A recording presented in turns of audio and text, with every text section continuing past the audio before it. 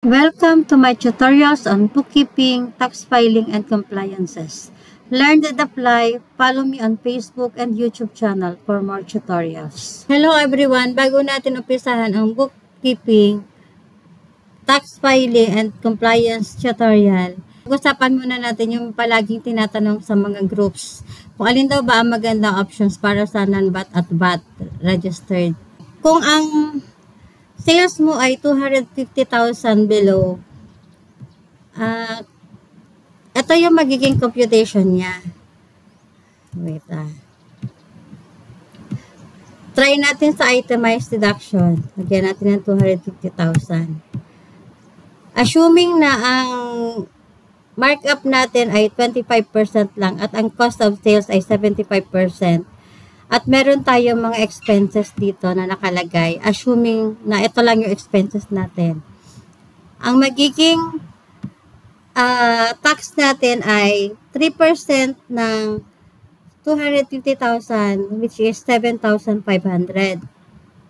Plus, income tax natin, kung 250,000 lang ang gross mo, wala kang mabayarang income tax kasi ang 250,000 ay non-taxable sa itemized deduction. Punta naman tayo dito sa optional standard deduction or OSD. Ganun din, 250,000, meron tayong percentage tax na babayaran ng 7,500. Pagdating sa income tax naman, 0 pa rin kasi 250,000 is non-taxable.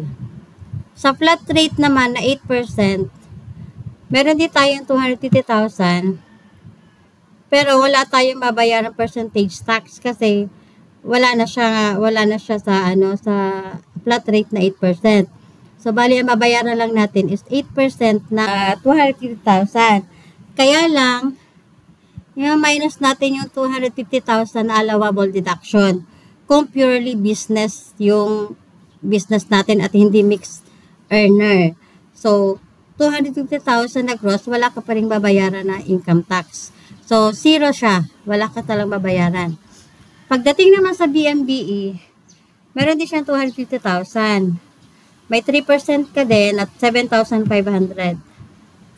And then, dahil BMBE ka, wala kang babayarang tax kasi may tax exemption ka sa BMBE. So, ang magiging tax due natin, if ever BMBE ang pinili mo, may 7,500 kang percentage tax. Sa 8% flat rate, wala kang babayaran. 0 siya as in. Sa optional deduction naman, meron ka ding babayaran 7,500 na percentage tax. Sa itemized deduction ay 7,500 din na percentage tax. So, the best choice pagdating sa 250,000 gross and below is the 8% tax rate. Assuming 300,000 naman yung gross sales natin. So, andito tayo. Meron tayo dito 300,000 na gross sales. May 3% ka na babayaran na percentage tax 9,000. Optional deduction 9,000. Flat rate wala. BMBE 9,000. Sa income tax naman, yung itemized deduction, wala kang babayaran. Yung optional, wala din. Yung flat rate meron kasi may excess tayo na 50,000 sa 300, which is subject sa 8%. Ngayon, yung BMBE, wala din kasi tax exempted siya sa income tax. So, pag kinompare natin itong tatlo, ang total payable ng itemized deduction ay 9,000 na percentage tax. Optional deduction is 9,000 na percentage tax din. Flat rate naman ay 4,000. Tax due, 1701Q yan na form. And then yung sa BMBE naman ay percentage tax na 9,000 din. Ayan. Try naman natin gawing 400,000 to. 400,000 yung gross. Dito tayo, balik tayo dito sa taas. Gawin natin 400,000. Yan, 400,000 na siya. So, itemized deduction, meron tayong 12,000 na 3%. Optional deduction is 12% din. Flat rate wala, BMB at 12,000. Dito naman tayo sa income tax. Assuming na 75% yung cost of sales and 25% yung markup. Meron tayo ditong 300,000 of cost of sales. And then, meron tayo ditong taxable income na 38,000. Dito naman ay 24,000. Dito ay 150,000. Dito ay 400,000. Ngayon, ito ay non-taxable yan. So, 0 yung income tax niya. Ito ay non-taxable din. So, 0 yung income tax niya. Ito ay 8% ng 150,000. Fixed 8%. So, magkaroon tayo dito ng 12,000 na income tax. Ngayon, sa BMBE ay wala ka ding income tax kasi tax exempted ka nga. So, pag tinotal natin yung payable tax dues nila, sa itemized deduction ay 12,000. Optional deduction ay 12,000 din. 8% flat rate ay 12,000 din. Ang BMBE ay 12,000 din. So, alin ang pinakamaganda dito? Siyempre, dito ka na sa hassle-free na na flat rate na 8%. Hindi mo kailangan ng resibo dito. Dito sa itemized at BMBE, kailangan siya. Dito sa optional deduction, hindi rin kailangan ng resibo. Pero, kung ako ang papipiliin, mas okay na tong flat rate na 8%. Kasi isang firm lang yung babayaran mo, yung 1701Q. Samantalang dito sa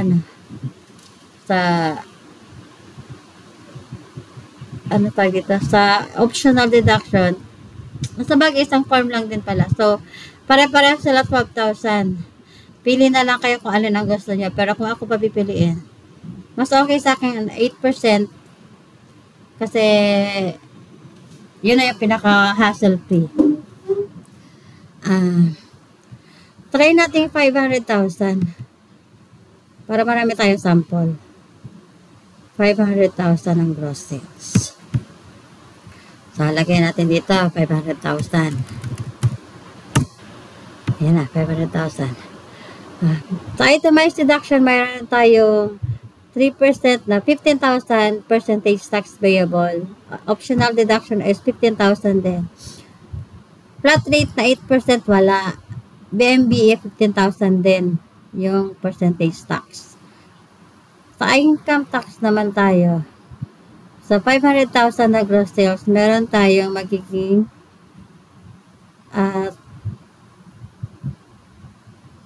taxable na 50,260.35. At dito sa optional deduction ay 300,000. Pagdating dito sa flat rate ay 250,000. Pagdating naman dito sa BMBE, wala na tayong gagawin dyan kasi wala namang income tax yan. Exempted siya. So, itemized deduction, 0 pa rin yung income tax niya. Kasi hindi siya umabot ng 250,000. Pagdating dito sa OSD, dahil 300,000 na yung taxable income niya, kailangan natin computan yung tax due niya.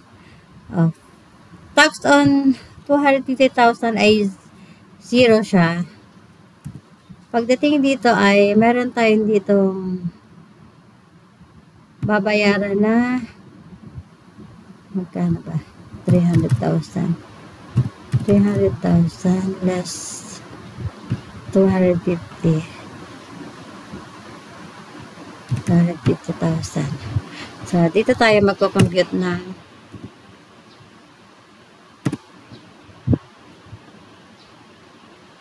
income tax. Plus 250,000 times 0.15 kasi 15% siya in excess of 250,000. So, meron tayong 7,500 na income tax sa optional deduction. Pagdating dito sa flat rate naman, meron tayong 250,000 na taxable income. Ngayon, Ang tax sa 250,000 ay 0. Tax on 250,000 ay 0.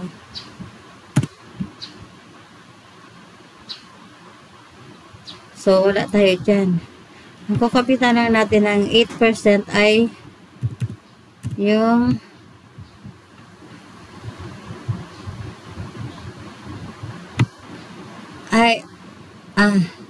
sa pagdating sa flat rate na 8%, kailangan nating computer ng 8% yung 250,000 na net. So, ito times 0.08. So, meron tayong 20,000 na tax due. Pagdating dito sa BMBE ay wala. So, compute natin. So, itemized deduction, meron tayong 15,000 na percentage tax na babayaran. Ayan nga, sa taas. So, optional deduction naman ay meron tayong 15,000 na percentage tax plus 7,500 na income tax. So, ang total taxable natin sa optional standard deduction ay 22,500. Pagdating dito sa flat rate na 8%, wala tayong percentage tax. Income tax lang. Income tax lang yung babayaran natin. Magkano ba yung income tax? Income tax lang yung babayaran natin na 20,000. Pagdating dito sa BMBE, percentage tax lang 15,000. Tapos sa income tax na ay wala. So dito, final ay itemized deduction 15,000. Optional standard deduction ay 22,500. Flat rate na 8% ay 20,000. BMBE 15,000. So dito, lumalabas dito na pinakamababang tax due ay itemized deduction at BMBE. So, parehas silang kailangan na resibo para sa expenses at saka cost of sales. So, ang best nito, ito, pagpilian nyo ang itemized deduction at BMBE. Same amount yan. Try naman natin ang 800,000. Taasan naman natin ang konti. 800,000. Gawin natin itong 800,000. So, 800,000. So, percentage tax natin ay 3% ng 800,000 ay 24,000 sa itemized deduction. 24,000 din sa optional standard deduction. Flat rate 8% wala. BMBE 24,000 din. Dito tayo sa income tax. Income tax natin ay 800,000. Plus 600 is 200,000. Assuming 75% ang cost of sales. And then, itong mga expenses ay assuming yan lang yung expenses natin para sa itemized deduction. So, pagdating dito ay 112,000. So, 0 pa rin siya kasi dumabot ng ng 250,000 taxable. Pagdating dito sa OSD, magkakaroon tayo dito ng taxable income na 480,000 which is 60% of gross sales na 800. So, dito magko-compute ulit tayo ng tax due. Tax on 400. Tax on 400,000 ay 22,500. Tama ba? Tax on 400,000 is 22,500. Tax on excess of 400, meron tayong 480. 480 less 400,000. 400,000. So, meron tayo dito less 400,000.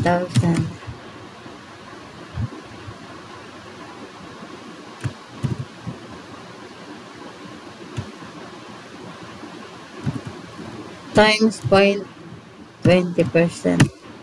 So, meron tayo dito 16,000 na tax on excess of 400.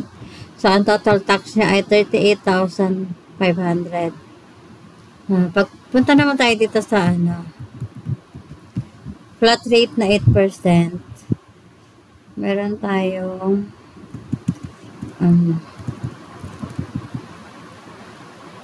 550,000 na taxable income. Ito yung 800,000 na gross less 250,000 na allowable deduction. So, 550,000 na lang yung taxable income niya. Yung 500,000 ay 500,000 times 8%. 500,000 times 8%, 550,000 times 8% is 44,000. So, yan na yung income tax niya. Yan na lang din yung babayaran kasi wala siya percentage tax. Pagdating sa BMBE, wala tayong income tax kasi taxable exempt nga siya. So, final tax natin. Sa itemized deduction, meron tayong 24,000 na babayaran para sa percentage tax. Sa optional standard deduction, OSD, meron tayong 24,000 din na percentage tax plus 38,500 na income tax payable. Ang total niyan ay 62,500. Sa flat rate 8%, 44,000 lang yung income tax natin na babayaran. Pagdating naman sa BMB ay 24,000 yung babayaran natin sa percentage tax. So dito, makikita natin, itemized deduction at BMB pa rin yung pinakamaganda. Same kailangan ng invoice from supplier and expenses na din.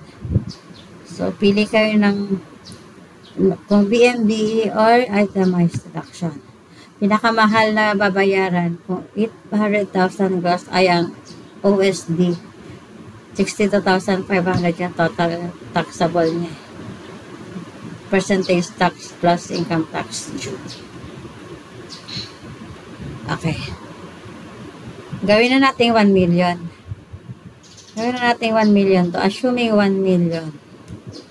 Assuming 1 million. So, palitan natin to. 1 million.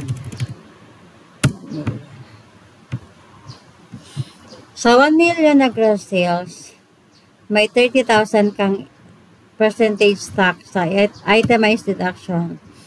Sa OSD at sa BMBE.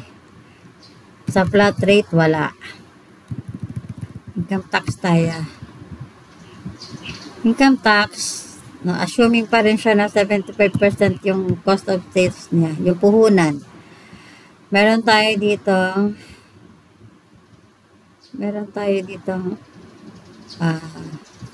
assuming na ganyan pa rin yung expenses niya. So, meron tayong 149,000 na taxable.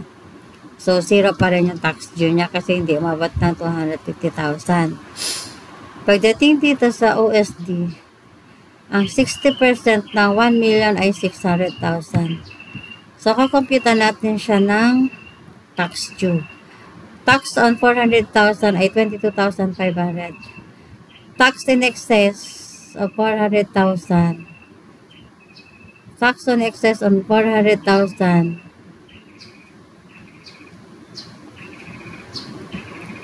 ay 6 600,000. Pagawin natin to. 600,000. 600,000. Ang excess niyan ay 200,000 times 0.20%. Ay, 20% pala. So, magiging income tax due niya ay 62,500. Then, dito naman tayo sa flat rate. Meron tayo dito taxable income na 750,000. Ito yung 1 million minus 250,000 allowable deduction. So, yung 8% ng 750,000 ay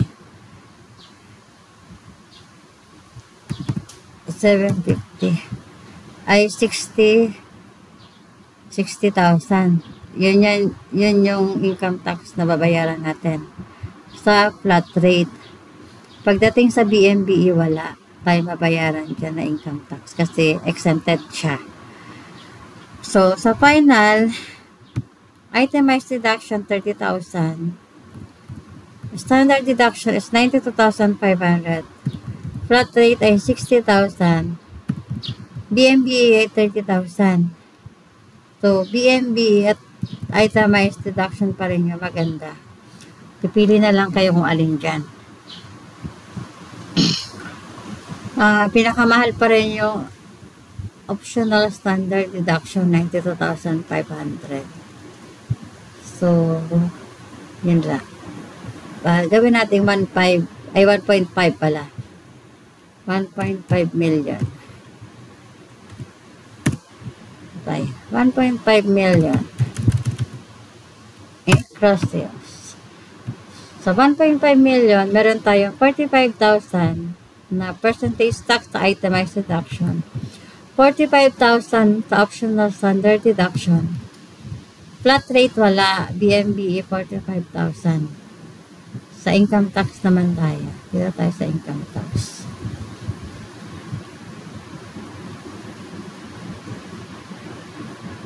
Sa income tax ay meron tayong 241,000 na taxable income. So, wala pa rin siyang tax kasi lumabot ng tax ay ng hindi umabot ng 250,000. So, sa naman, sa optional standard deduction, ang 60% ng 1.5 ay 900,000. So, compute tayo dito ng income tax. Tax on 800,000 ay 102,500. 102,500.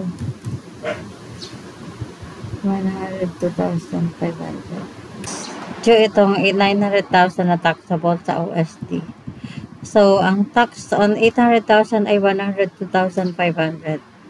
Ang excess na 100,000 ay 20% ang kukunin natin. So, 20,000. Total income tax due ay 122,500 sa OSD. Sa flat rate naman ay 1.2 million yung taxable. Net of 250,000 allowable deduction na siya. So, yung 1,250,000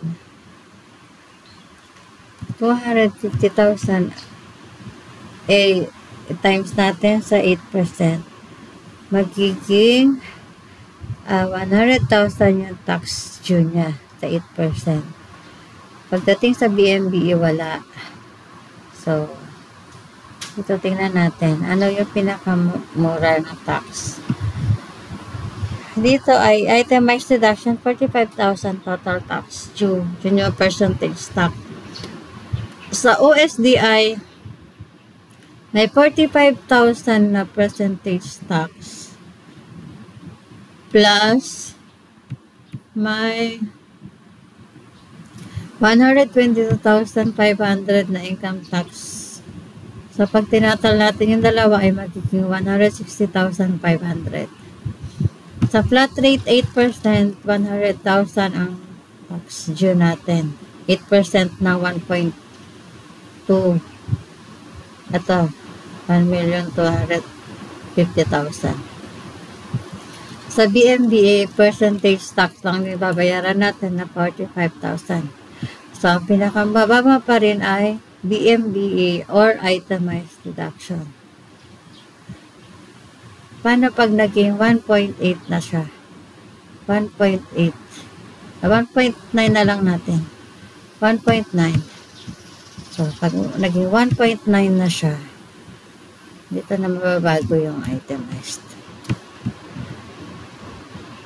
So, 1.8, may 57,500, may 50,000 tayong percentage tax sa itemized deduction. 50,000 sa optional standard deduction. Flat rate wala, BMBA 57,000 din. Sa income tax naman, sa income tax na itemized deduction, may 315 tayo na taxable income. So, magko-compute tayo dito kung magkano. Tax on 250,000 ay 0. In excess of 250,000, 315 times ay 700.35 less 250,000. Yun yung kukompute natin ng tax due less 250,000 times 0.15. So, ang tax due, income tax due niya sa itemized ay 9,855.05. Dito tayo, pagdating dito sa optional deduction, ang income tax due niya ang taxable income niya ay 1,140,000. Ito yung 60% na 1.9 million. So, compute natin siya. Tax on 800 ay 102,500 pa rin. Ngayon, ito ay babaguhin natin. 1,140,000.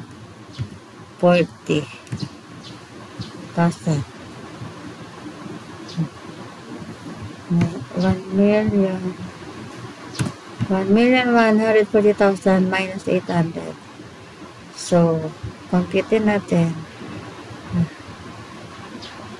1,140,000 less 800,000 times 20%. So, 68,000.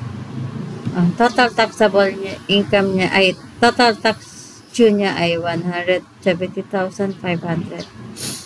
So, dito naman tayo sa flat rate na 8%. Ang 8% na 1,650.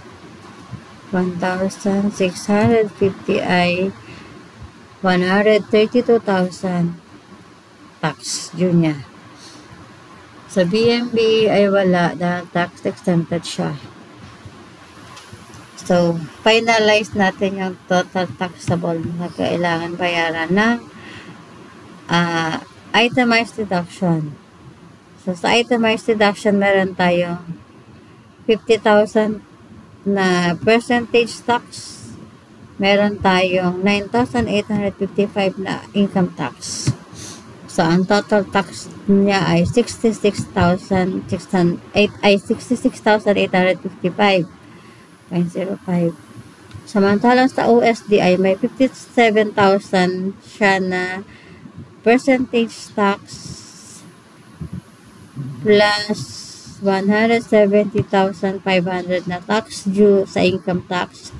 Ang total taxable niya ay 227,500. Sa flat rate naman, 8%. 8% ng 1,600 ay 1,650,000 ay 132,000. Yun yung babayaran niya. Sa BMB ay percentage tax na 57,000 yung babayaran. Walang income tax. So, dito, pag 1.9 million ang sales niya, pinakamababang option ay nasa BMBE. 50,000 ay 57,000. So, Nasa inyo po kung mag-apply kayo ng BMBE. Pero itemized pa rin siya, so kailangan siya ng resibo galing sa suppliers at mga expenses. And then, itong 66,000 na to ay pwede pa itong bumaba. Depende sa expenses na maidadagdag nyo at depende din sa cost of sales, yung mga invoices ng suppliers nyo. So, either itemized kayo or BMBE. Hindi siya advisable na OSD kasi masyado mataas, 227,500. Flat rate naman, although hassle-free siya, pero malaki pa din yung babayaran mo, nasa 132,000. Try natin ng mas mataas to. Gawin natin 2.9. 2.9. Item gross sales. 2.9 ay ito. Gawin natin itong dikit na nga lang natin. 2.9. Ayan. 2.9 million gross sales. 87,000 ang percentage tax sa OSD, ay sa itemized, sa OSD at sa BMBE. Para-paraho yan. And then, pagdating sa income tax, dito sila magkakatalo. Sa itemized deduction, ito magiging taxable natin ay 500,000. 500,000, computer natin kung magkano yung tax due niya. Ngayon, tax on 400,000 ay balitan natin ito. 400,000 ay 22,500. Ngayon,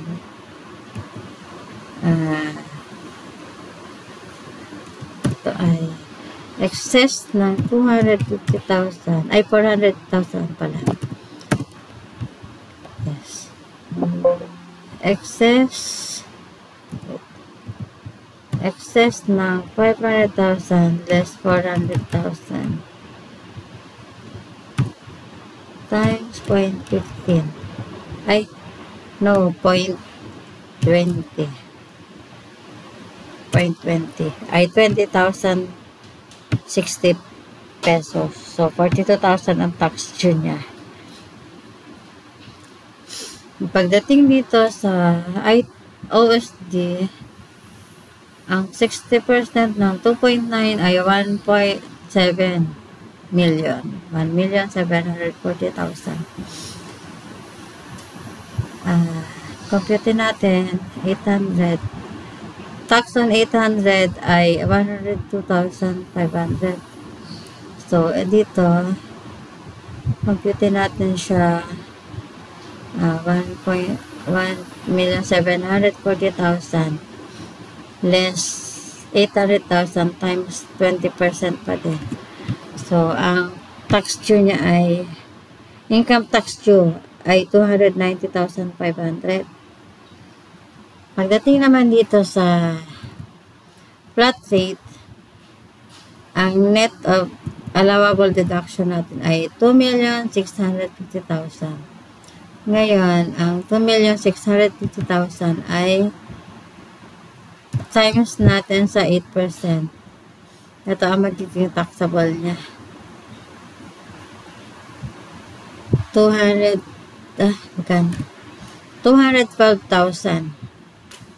Sa BMBE, walang taxable kasi exempted siya. So, dito, pinakamababa? Ito, BMBE, 87,500. Yung percentage lang to. 3% na percentage tax. Wala siyang income tax kasi exempted. So, 87,000 lang. Ang flat rate ay, ang 8% ang babayaran mo ay income tax na 212,000. Pagdating dito sa OSD ay 377,500. Masyado malaki pag OSD. Kasi may percentage tax pa siya na 87,000. Pagdating sa itemized, 129,560.07. Kasi may 87,000 siya na percentage tax. Percentage tax plus income tax din na 42,560. Ngayon, ito ay pwedeng bumaba. Depende sa cost of sales mo. Depende dito. At depende sa expenses mo. Okay. So, pinakamaganda dito. Pag malaki yung gross sales mo, maganda ang BMBE. Kasi mababa siya, percentage tax lang yung babayaran. And then, ang susunod na mas maganda sa BMBE ay itemized deduction. Pero mataas pa rin siya compare sa BMBE. And then, sunod ay flat rate na 8%, pero masyado malaki na itong 212,000 na tax.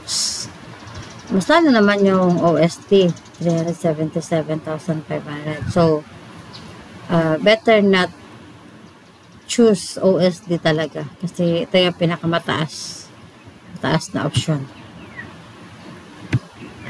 Okay, nasa na tayo, 2.9 na. So, yan na yung pinakasagad na pwede nating i-sample sa VAT, ay non-VAT registered. So,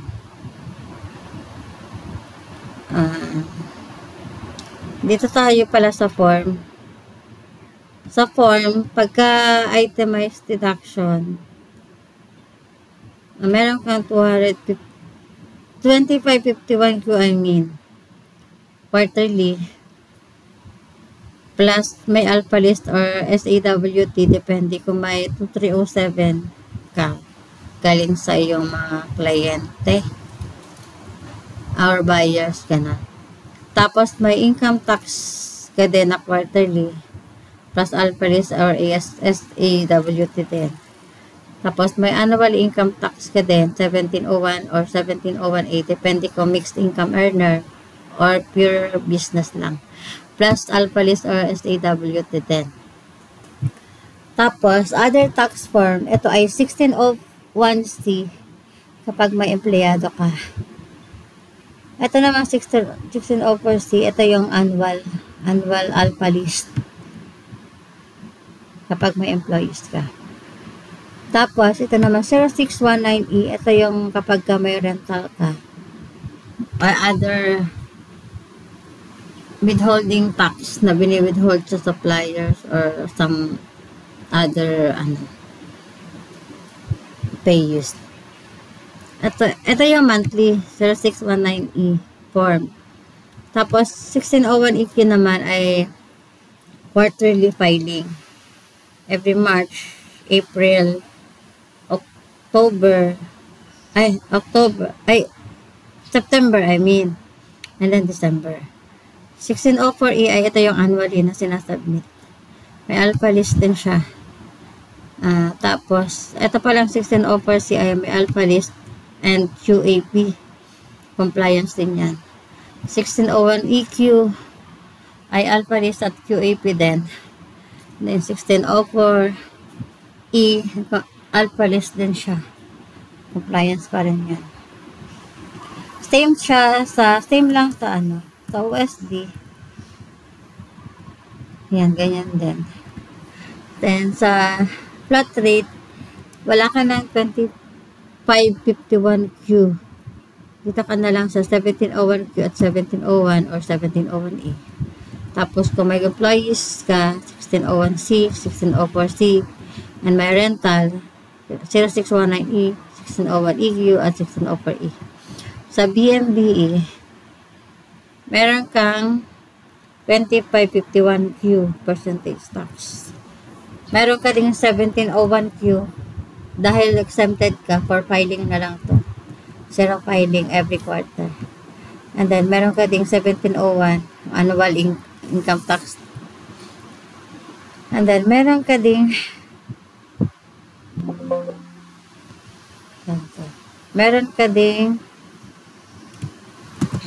1601C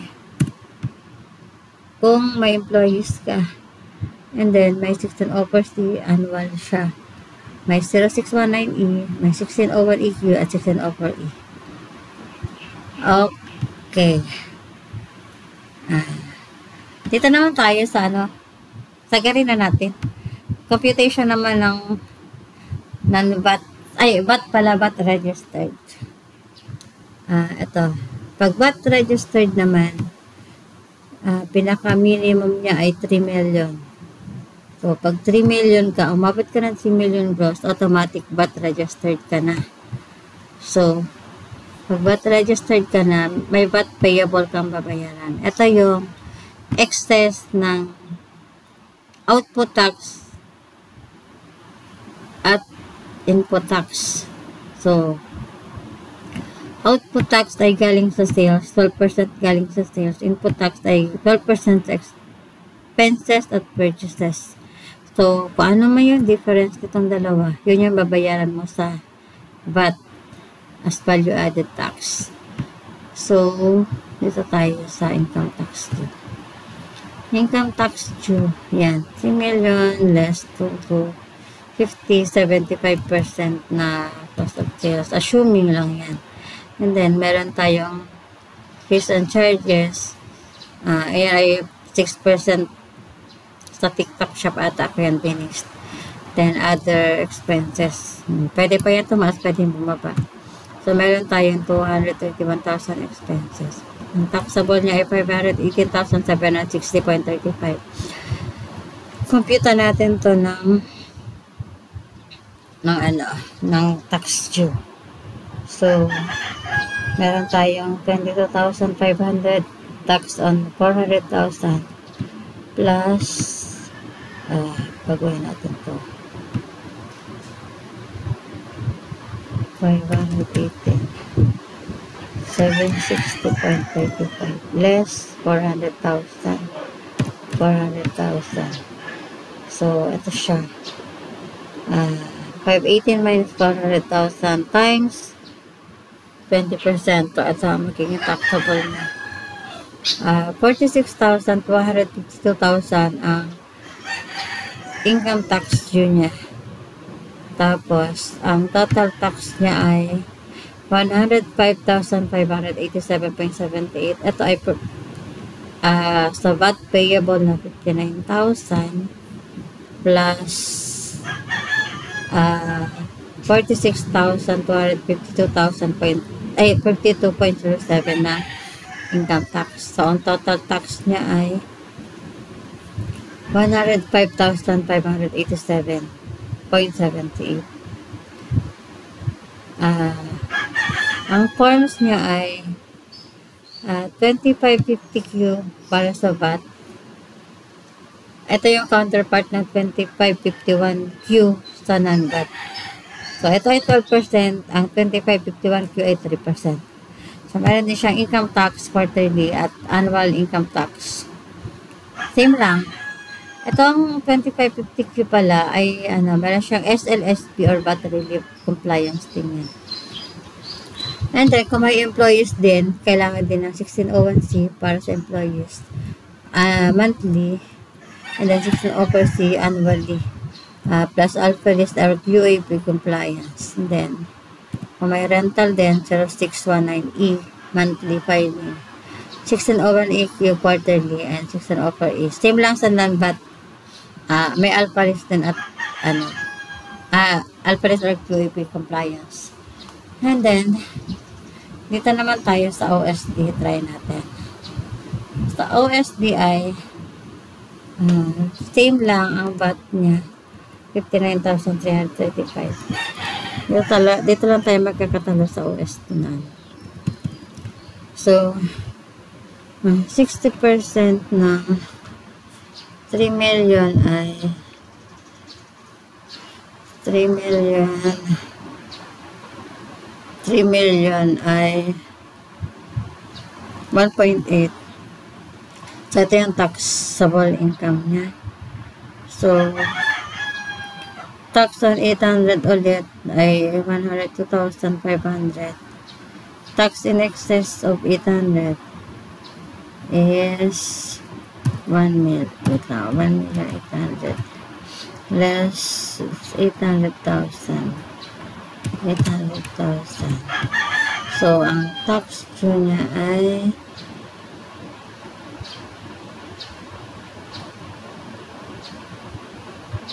ang tax due niya ay 250,000. Yan, 250,000. So, ang total income tax due niya ay 250,500. Plus, meron pa siyang VAT payable na 59,335.71. So, ang total tax na kailangan niyang bayaran ay 411,835.71. So, ang laki ng difference, diba? So, mas maganda pa rin talaga may expenses ka sa itemized deduction. Ay, lalo na pag VAT registered ka na. Kasi, wala kang invoices dito ka sa OSD. So, ang magiging gross mo ay 3 million, di ba? Ang 60% yan, automatic 1.8 million. So, ang laki na agad yung tax due niyan. Nasa 352,500. Samantalang kung itemized deduction ka, ay, 518,000 lang taxable income. And then, sabihin na natin kung wala ka talagang gagawin, wala ka talagang expenses, wala ka ring cost of sales, zero natin. Zero din natin to.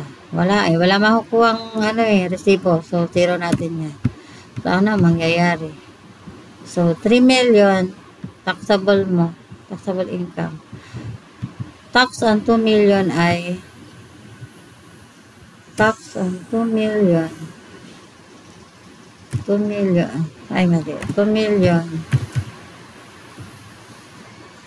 Ay, mali. 2 million ay, magkano ba? Tax on 2 million ay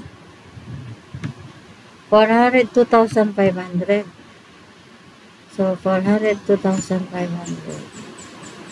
402,500. Wala kang resibo eh. So, dito tayo minus 2 million. 2 million. 1, 2, 3. So, tama. Ang percentage ay pag 2 million ay 30% na siya. So, 30% ay times 30%. So, 3 na siya. At magkano na? 300,000 plus 402,000, 702,500 ang tax due mo. Income tax pa lang yun. Kung wala kang resibo ng kung wala kang resibo ng suppliers mo. So, ganyan yung magiging tax due mo. Ganyan kalaki. So, anong gagawin? Hanap ng suppliers na may resibo. Yan lang yung way para mapababa yung tax due mo. Okay? So, abuti na 1 million pagka walang resibo. Pag itemized deduction. So, kung walang resibo at VAT registered ka, better choose OSD talaga. Mas mababa ang 673,928.57 kaysa sa 1,023,928.57. So, ganun. So, yun lang. Yun yung comparison ng choices, ay options pala. Para sa mga hindi pa registered, sana nakapag-decide na kayo kung alin ba talaga ang maganda. Based sa explanation ko. Sana nakatulong. Thank you.